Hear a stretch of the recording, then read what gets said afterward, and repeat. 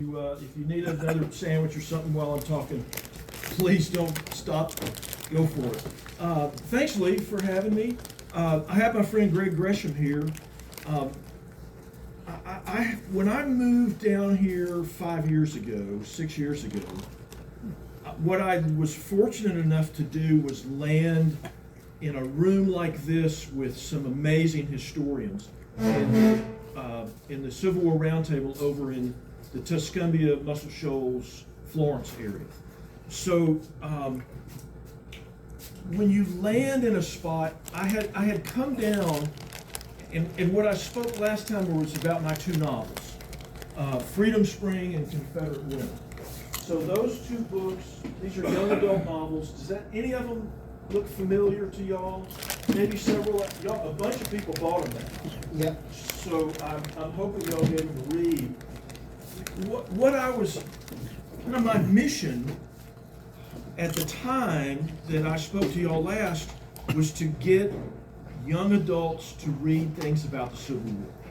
My competition was Harry Potter and anything of the dragon fantasy world, and that is still my mission today. I was telling Greg on Monday, I go to Wilson High School and I sit down in a room with a bunch of 11th graders who have probably never read a Civil War book in their life.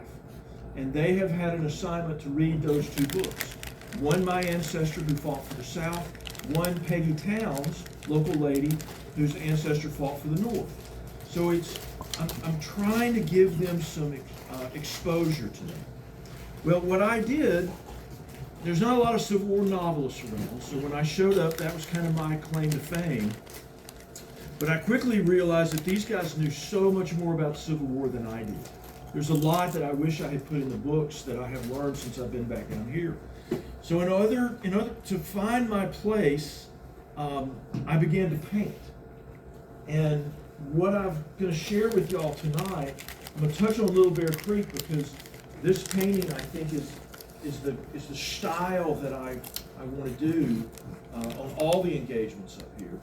But it has led me to some other things that I'm going to talk about tonight. So I'll be a little bit all over the map. This is the first time I've done this presentation with all my paintings. And I did bring, these are prints, but these are two originals. I just finished the one for Athens. It's Fort Henderson. It wasn't named Fort Henderson at the time. To my knowledge, that's the first painting that's ever been done of that engagement. So you'll notice up here, let's see if the Muscle Shoals National Heritage Area. Who's familiar with the Muscle Shoals National Heritage Area? Does that name mean anything to many of y'all? So this is the way the National Park Service in the last decade or so has kind of organized places like the Muscle Shoals area, which is really the counties, and I'll pop it up here right now. These are the counties that incorporate the Muscle Shoals National Heritage Area. This is a way for the National Park Service to organize that. They don't want to own any more land, but they know that they've got something here that's worth preserving in a lot of different components, one of which is a Civil War trail. So everybody's familiar with like the Civil War trails in Virginia, Civil War trails in Tennessee. Well, the Muscle Shoals National Heritage Area got a grant from the National Battlefield Protection Agency to establish a Civil War trail in our region, the Muscle Shoals National Heritage Area, and they contracted with me to do the paintings for that. So what's going to happen is, let's say a year from now, starting in 2026, these paintings on a marker will start appearing across our region. So when you've got relatives coming in, or you want to take a road trip and drive over to Florence, you're going to see these paintings around. There'll be one in Athens. There's going to be one in front of the bank. Actually, this one will be in front of the bank in Decatur. So it's kind of exciting. It's a way to start this kind of beginning to tell the story of the Civil War in our area. In Cortland, the first one I'm doing chronologically is in Lawrence County at Cortland, and I'm painting that right now. And that's a 1862 About 160 Union soldiers are defending the bridge there at Cortland, and Colonel Armstrong leads a Confederate cavalry brigade and attacks and captures most of them. So that's the painting that's being done there. Little Bear Creek happened in 1863. That was in the Sherman's march across North Alabama to relieve Chattanooga. And then we shift over to 1864 for Limestone County, and that's the surrender of the fort at Athens. Now I kind of painted it so it could be similar to the second battle there at the fort. And then we move over to Morgan County as Hood begins, 1864, as Hood begins to move over, heading towards Tuscumbia after the fall of Atlanta, prior to the battle of his invasion of Tennessee. And then, now Greg Gresham's got his name on all of these, just so you know. And as I march through the paintings, you'll kind of see how that plays out.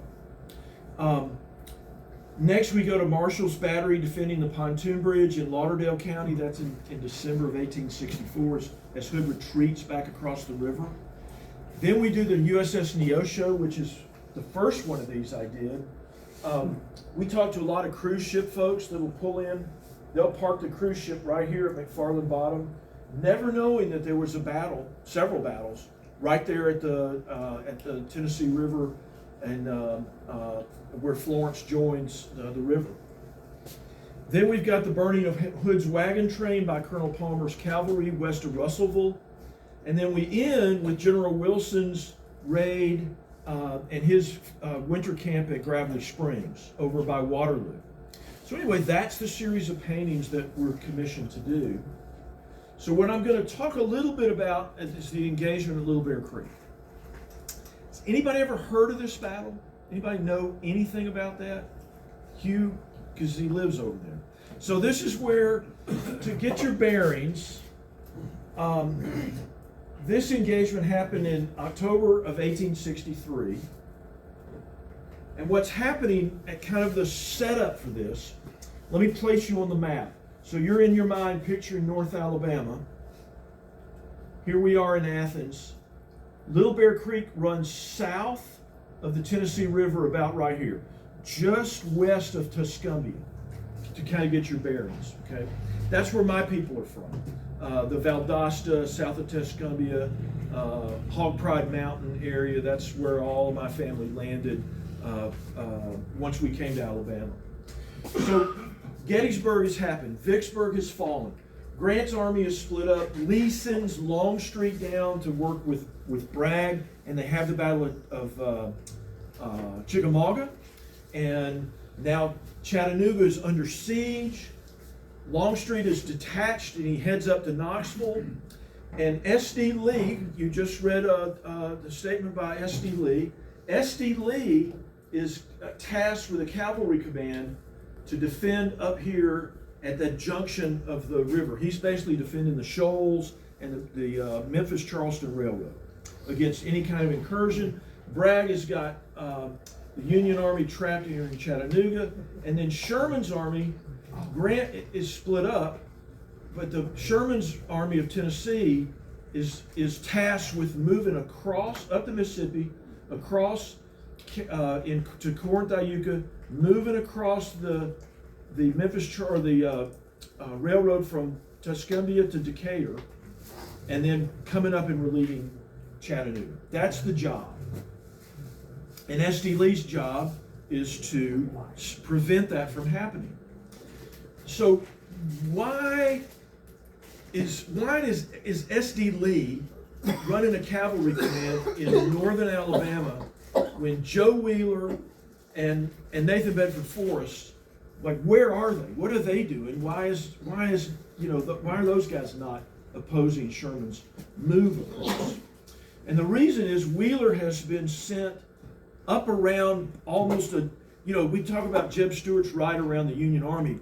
Wheeler makes a ride around everything. He goes up the Appalachian Mountains, around to Murfreesboro, and then south, crosses back over at the Shoals and comes back. So his job was to try to cut the supply lines. that's where he is. He's off on that campaign. Forrest has gotten in trouble. Him and Bragg did not get along.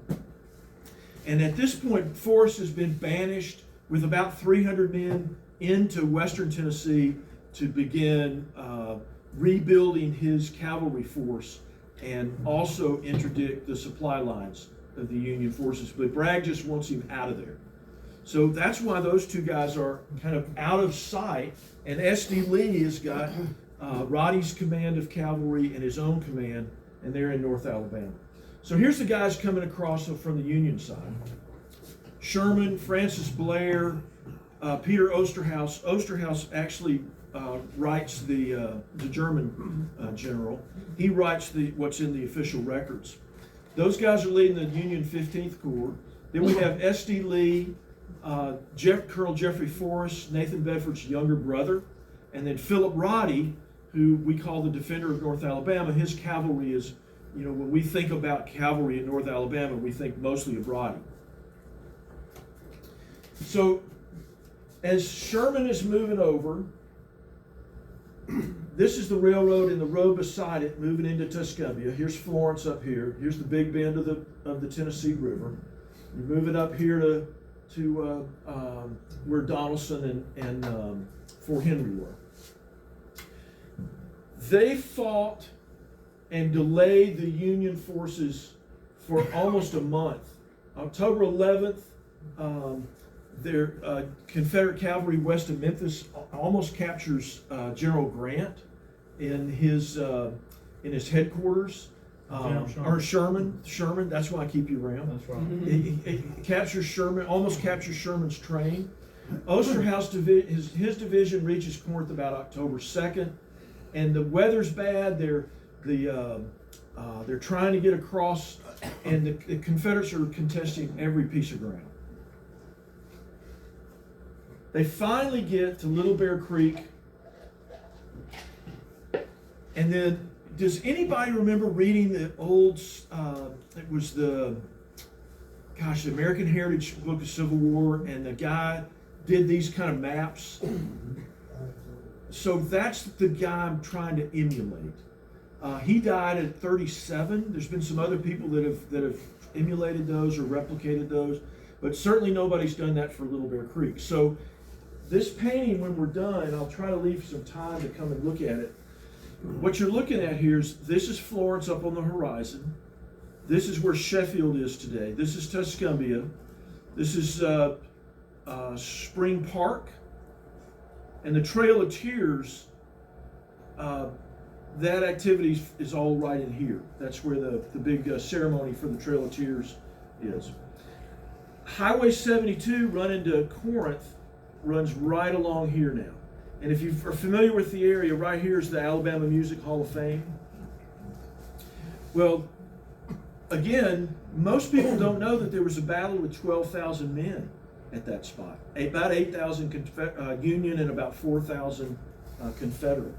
There were about 3 miles of trenches and a fortification which still exists along this line from the river on the east side of Little Bear Creek.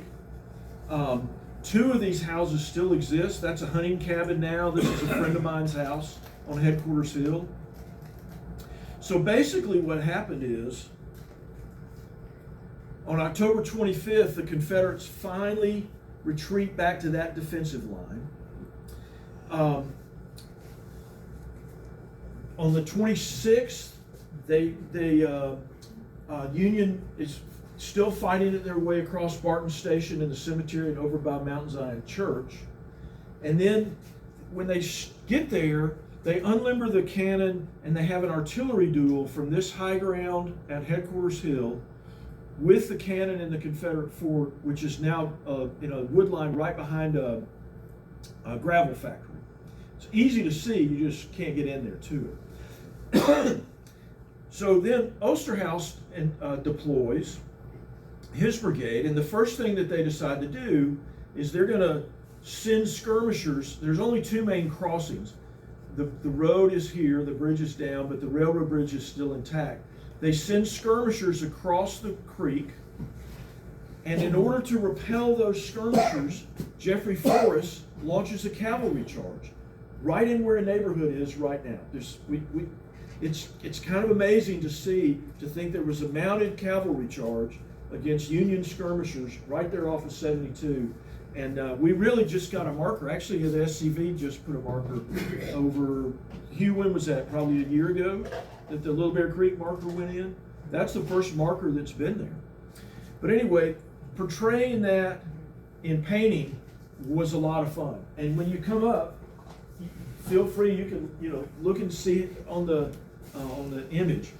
The 3rd Missouri opened a devastating fire. They got formed up. They shot Jeffrey Forrest through both hips, and he ended up convalescing in Tuscumbia. That house is still there where he convalesced, and I think somebody's trying to restore it now. Well, the next day they slept on the battlefield. The lines kind of solidified, and then the next day Roddy came and joined. That increased the forces of Lee. So there were a few more Confederates, but at this point they had done their job. They had delayed them extensively.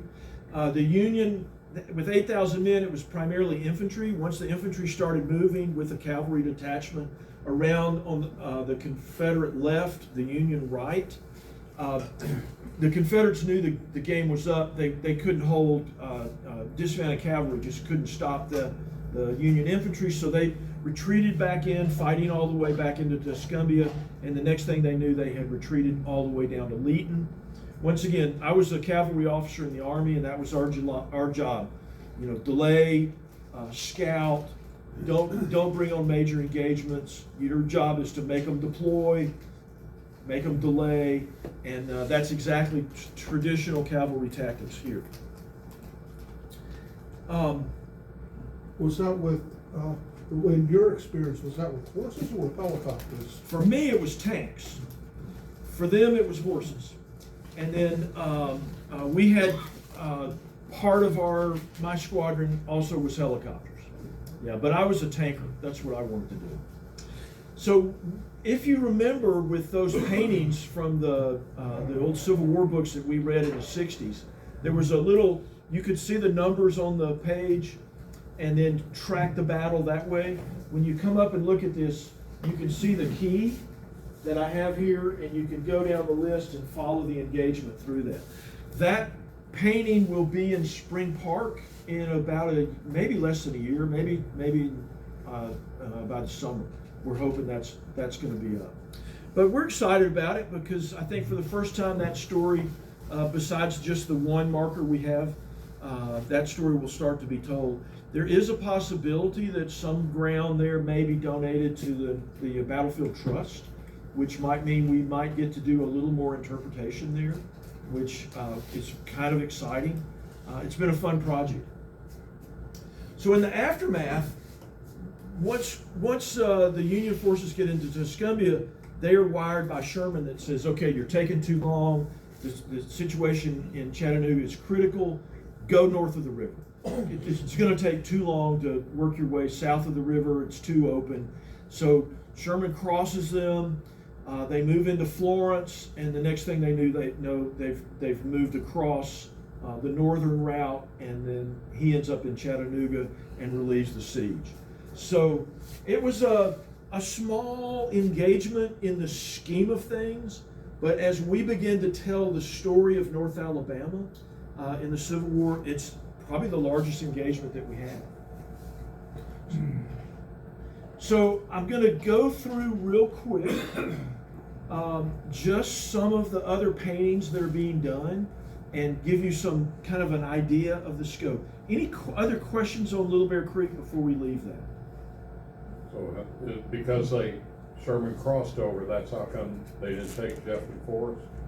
That he actually was too wounded for them to, they left him there, basically. Yeah.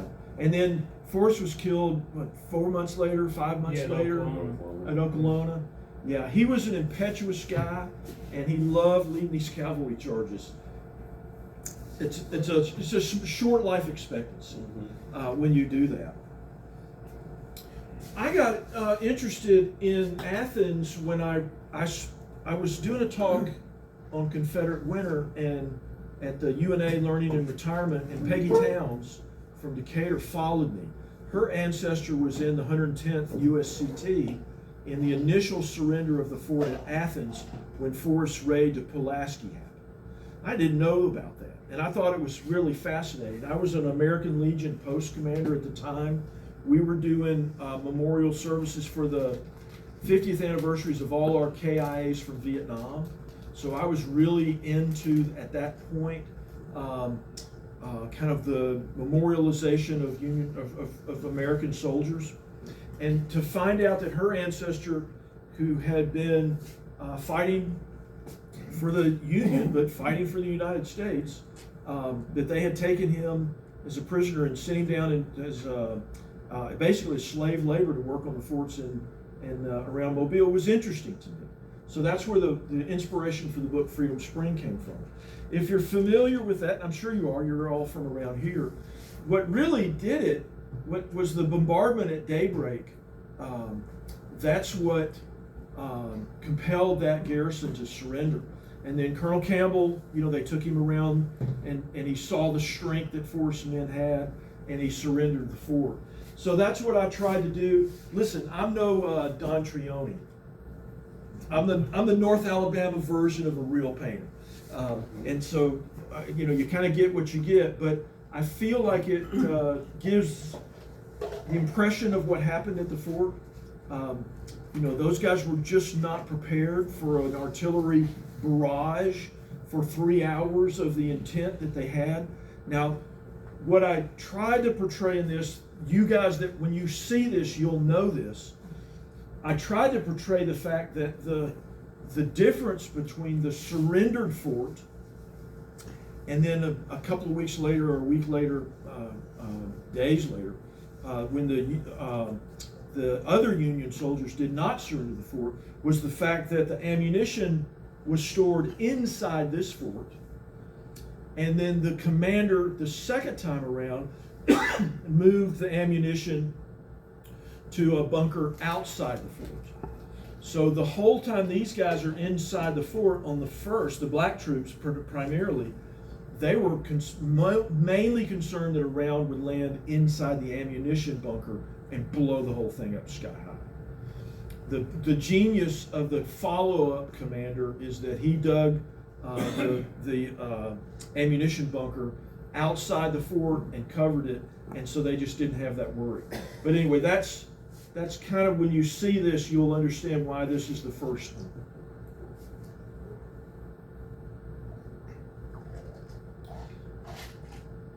Now this is the Battle of Decatur. Just a quick setup on that. Hood has fallen back from Atlanta. He's tried to move up it and break the railroad between Chattanooga and Atlanta several times, not succeeded. Falls back into North Alabama, and now he's decided where, I'm going to cross into Tennessee. That is my best chance. And so he's kind of feeling his way across the river on the south side. Where is he going to cross? Decatur is defended with a pretty strong garrison, but there is a pontoon bridge at Decatur. So his plan is to come invest the fortification at Decatur and see if he can cross there. There's a lot of controversy whether he really intended to cross there or not. Maybe he was going to kind of bounce off and get by there, get his supply train by, get over to Tuscumbia, build up his supplies and cross there, and then Decatur all was just a feint. But as I'm researching the battle, Greg and I and Peggy Towns and Robert Parham, anybody know Robert? Used to own a little store downtown. He's been a big help. And then John Allison at the archives. What really got kind of exciting for me was that this is the old National Bank and the entrenchments. That's a great picture. Was that Hoskins battery of 2 guns at the time was set up along the river, and they were really the gunboat engaging battery. One of them. And so they were the extreme right flank, right on the river, of the Confederate line, and they were dueling the Stone River gunboat out here, and also batteries on the other side of the river at Decatur. So this is kind of where the initial action was, but the fortifications for the Confederate batteries were never completed. So I've kind of drawn that, or, painted that out so that the batteries are uncompleted. And an officer on the far bank, a Union officer, looked over and said, "Look, there's about 3 batteries of Confederate guns that are dueling, and it's a possibility all of a sudden they might be able to reach and break the pontoon bridge. So if the pontoon bridge is broken, there's no more federal reinforcements can come in. We might actually be invested and captured by Hood's army, outnumbered them severely." So he has the idea, let's attack that battery. Let's send kind of what we used to call in the Napoleonic days a forlorn hope. Let's send a regiment out, or a battery out, or a troop out to capture those guns, and that's exactly what they did. The 14th USCT volunteers, they had been pulled out of Chattanooga the night before. They rode in boxcars, standing up. They unloaded that morning. They rode all night. They marched across the pontoon bridge. Their colonel volunteers them to make the assault, just like what a colonel would do. You're exhausted.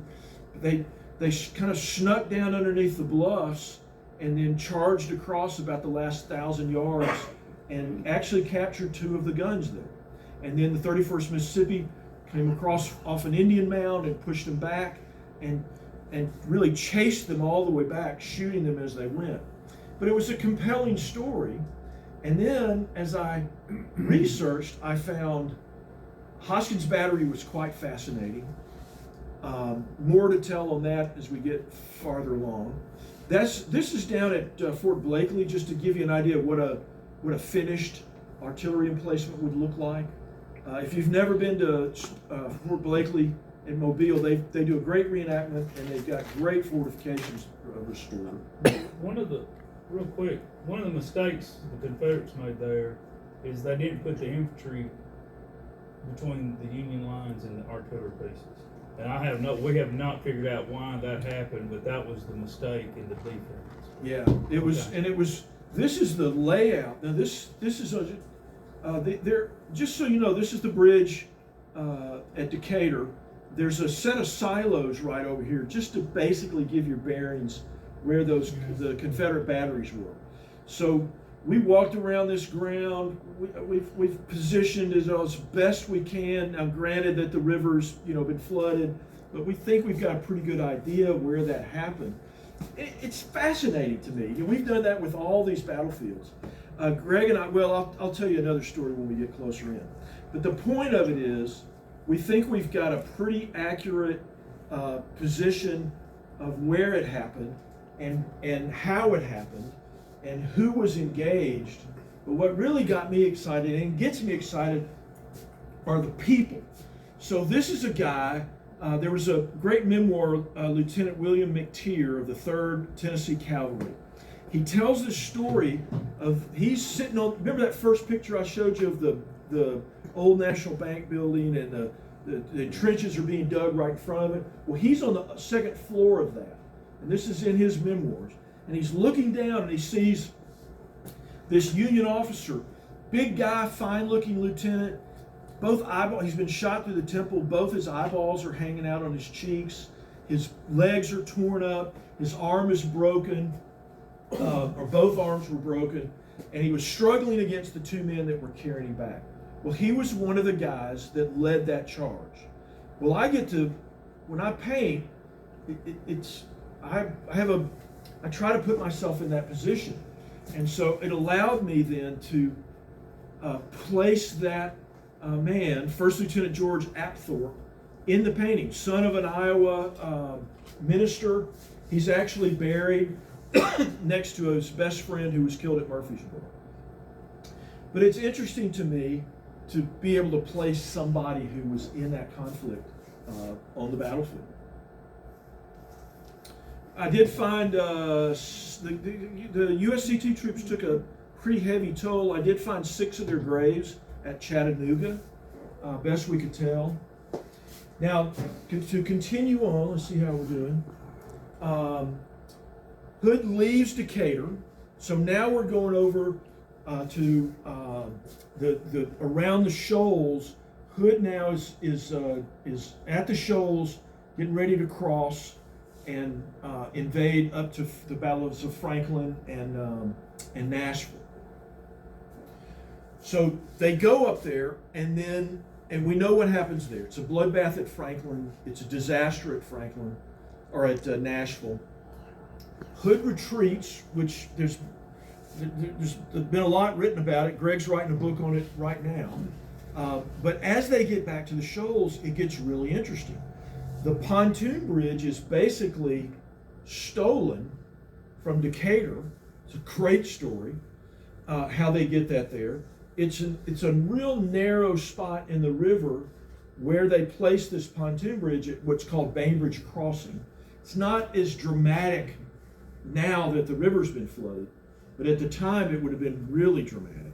You know, the hydraulics Greg has shared with me, you know, as the river narrowed and then dropped right there, trying to get your whole army across that with a makeshift bridge built out of old barns and stolen pontoon bridges, with the Union forces bearing down upon you in December, and you've been beaten twice. I mean, trying to get those guys, and a lot of us probably had ancestors in that army trying to get across that bridge. And then here comes Union Admiral Lee, who is a cousin of Robert E. Lee, is commanding the gunboats that have come down the river, and they're tasked with breaking that bridge. And the only thing that really saves them is, number one, the river is very intimidating at that point. The shoals are very intimidating for those gunboat captains. And then Marshall's battery of 4 cannon up on the bluff at where the neighborhood of Indian Springs right now is, in Tuscumbia, basically beats these gunboats back, and they don't break the bridge. So this is Christmas Day, 1864. That's this painting. We will hope that'll be somewhere at the site. And then this is 2 days later. No, the next day. The next day, I'm sorry, the next day. This is the USS Neosho. And that is a shallow draft ironclad that's built for this job. And he comes down with Admiral Lee on board. This railroad bridge still exists right here.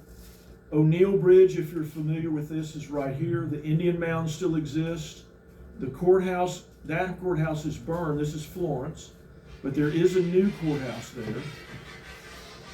And then Mapleton, the town of Mapleton, still exists. So, yeah, there you go. This gunboat battle was between 3 batteries. There's Hoskins Battery up here on the hill again, and then 2 Napoleons, and are fighting and really tying up the Neosho while the rest of the army continues to cross. Sharpshooters on the bank on both sides. And so this painting will go at McFarland Bottom, right down here by the Visitor Center. Those little figures right of the bridge, that depicts, any of y'all got ancestors in Josiah Patterson's cavalry, who fought the 5th Alabama Cavalry, fought with Roddy? That's who that is. So. It's a great story, and you know, that's to give you kind of bring it into perspective. Greg and I got a call a year ago from a contractor in Florence who was digging a basement in a house just behind Mapleton, and said, "Hey, I just found a cannonball in the basement of this house I'm remodeling." And we were just talking to Christian about that a minute ago. There you are. Well, he said, I could see where it came through the ceiling and through the floor and embedded it in. Greg's an engineer by training, and so he was able to calculate the shell, the angle. It could only really have come from the Neosho. So it's important that we dig this stuff out and find it, because we're still finding pieces of information today. Again, when you come up and look at it, you can see the bit by bit, blow by blow, as we go through. And then this is 31st December of 1864. Hood's trains cross the bridge, and they're heading towards Mississippi and safety.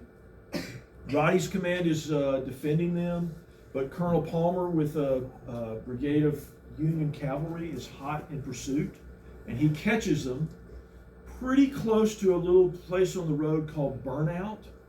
He captures half the baggage train there and burns about 150 wagons and kills all the mules and horses for that. So an army marches on its stomach. You lose your trains, you cease to exist. So at this point, what's left of Hood's force is pretty much going to get on trains, go through Mobile and up east. They're done in the west. But to me, that's a really big bookend, is the burning of the wagon trains. So this painting and that story will go in Russellville. And then lastly, who knows about Wilson's raid through Alabama? So Wilson's cavalry, after Hood escapes across the river, they winter at Gravelly Springs. That was a really fun project because we were, for the first time, I think in 100 years, found the Houston plantation, which gives that house burned in 1900. That gave us almost exactly this, because of the narratives that we've had, that allowed us to put the 2nd Division parade in space at Gravelly Springs. That was a pretty neat project. So this is the painting of Wilson's, I think it's March 11th, when he does a parade with the 2nd Division prior to launching on the raid, which eventually burns the University of Alabama, captures forests at Selma, and eventually Jefferson Davis in Georgia. But that was the largest concentration of cavalrymen on the continent to that point. About 27,000 Union cavalrymen wintered west of Florence. It's a pretty interesting place. The Natchez Trace Bridge is right here now, and that's the Natchez Trace, right over the parade ground.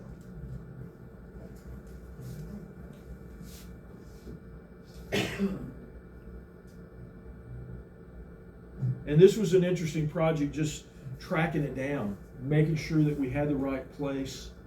The maps, we've been really lucky to have some historians and some people that have been studying this for generations weigh in on this. So anyway, that's what I'm doing for the Muscle Shoals National Heritage Area. Stay tuned. I think there's more coming, and when we get it all rolled out, I'm sure when we get the marker, wherever they end up putting it here, I'll let Lee know, and we'll try to get y'all together to come out and support us. I think it's a pretty neat project, and I've been tickled to be part of it. Any questions? Yes, sir. On the Battle of Athens painting, the cannons were set up on the southwest corner of the square. Is that where they were shooting from? Am I right on that? The research I showed said they were in 3 different spots surrounding the fort. Okay. But I don't have a specific on where the batteries were. So when I placed them, I placed them at the railroad junction in the woods on the southwest side, or I'm sorry, southeast side. Just the one battery that I was showing. Mm-hmm. But yeah, they were the trick for the Confederates was that they had them surrounded. They fought off the relieving forces, and because they just were not prepared for cannons exploding behind them. I notice you don't have any reference to the Battle of Sulphur Creek Trestle, north of Athens. It's not on the initial list of pieces, but it is, or that the trace is done, primarily because there's already been some pretty good stuff. There's a good painting, drawing that somebody did of Sulphur Creek Trestle Battle. I don't know that I can improve on that one. I'm sure that I will paint something at some point. My list is growing longer. The Battle at Shoal Creek for Greg's book is one of the next ones I'll do. I've got to do that one. I probably will do, there's a battle on the north side of Florence that I'll do coming up. And then I'll probably do an execution of a Confederate soldier at the roundabout at Sweetwater in Florence. And so as these are layering in, we'll do more and more. But that's a great point. If there's already good artwork of it, I probably won't paint it. But Sulphur Creek has got some great art. I think the markers need to be worked on, if I'm not mistaken. I've got the painting in my car, as a matter of fact. Oh, do you really?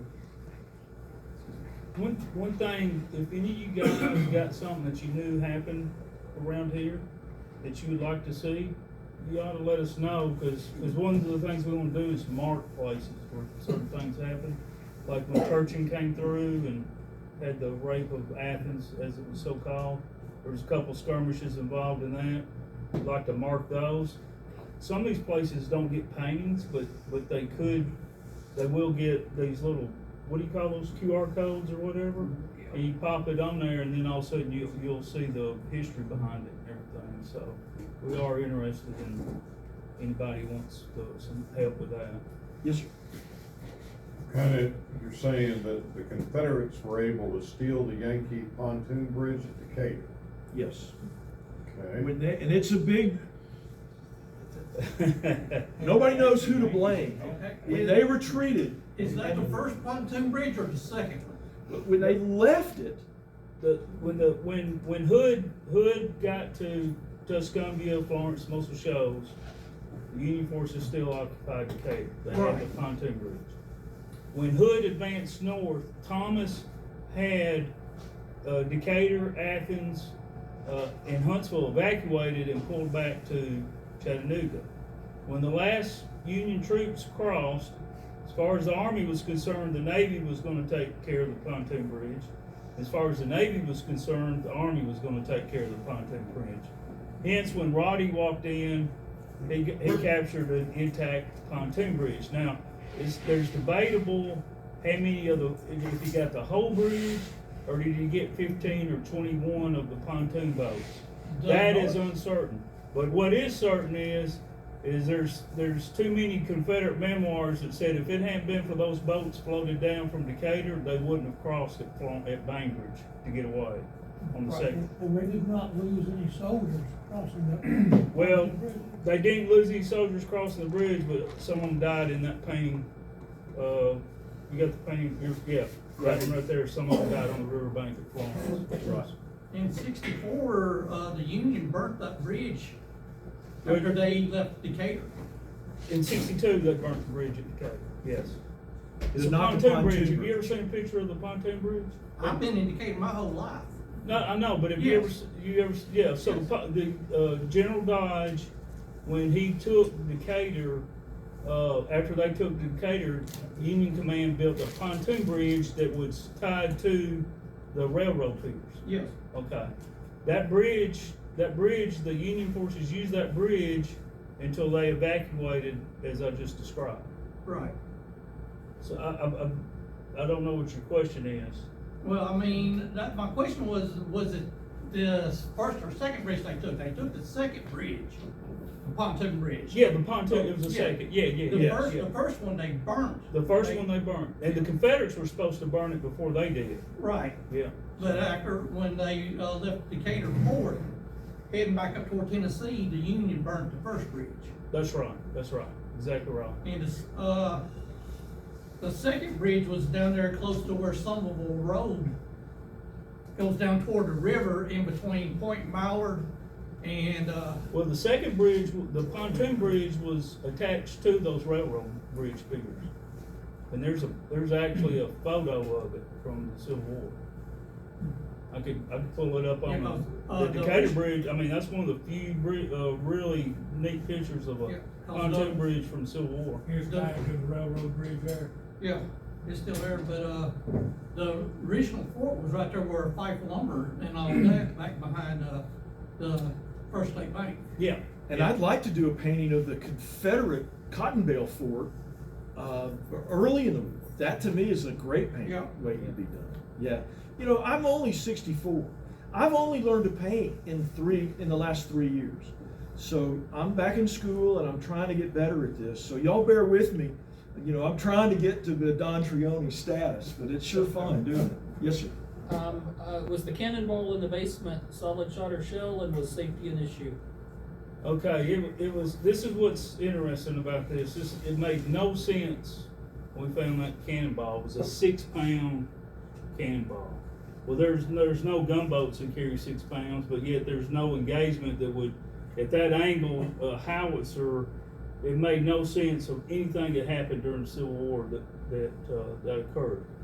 But I obtained the gunboat logs from the Neosho, from the National Archive, and they fired some case shot, which is like grape shot, right?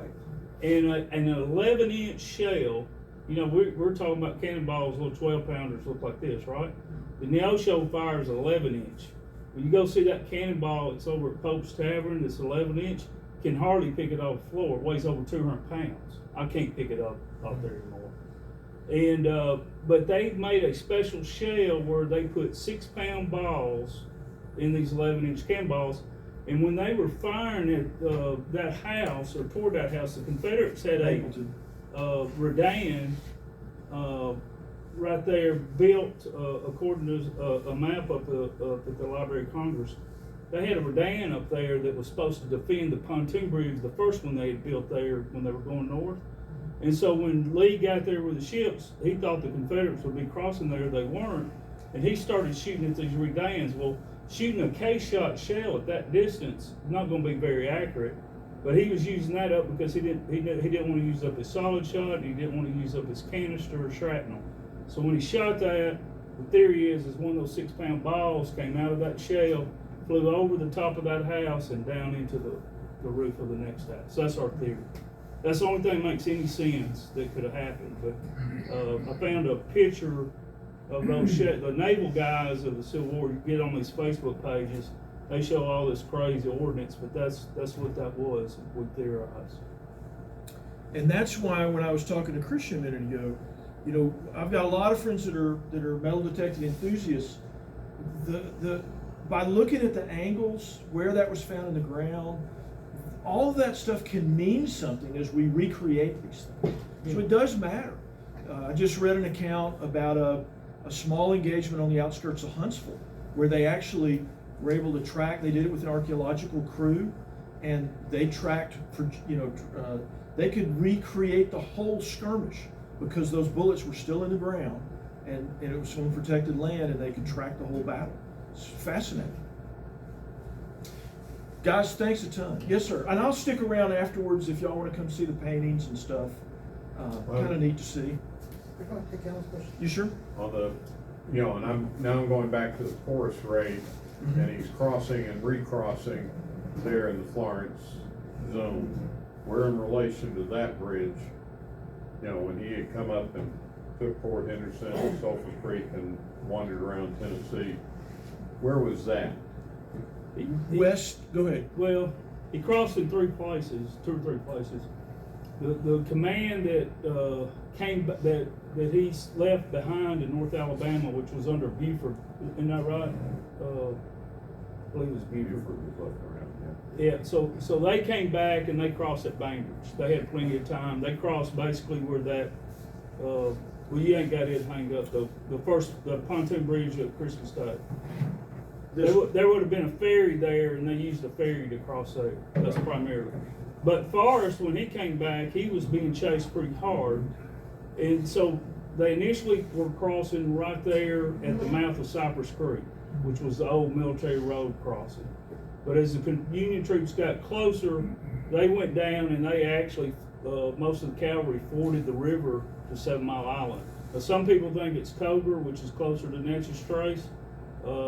Bill McDonald, who was an old historian, thought it was 7 Mile Islands. There's some diaries of a guy talked that we crossed an island 7 miles long.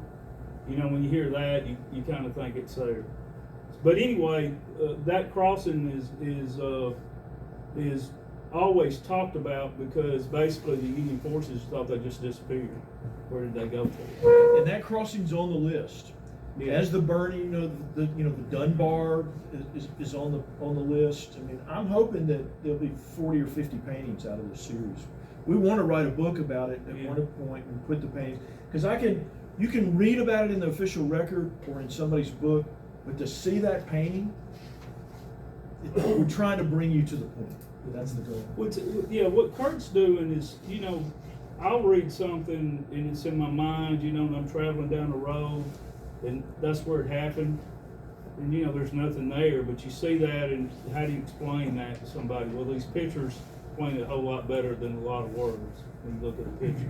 I will tell you this is a shameless plug. I do sell the prints of these that help support my work. So if you are interested at all, if any of this is interesting, please take an order form. And it does.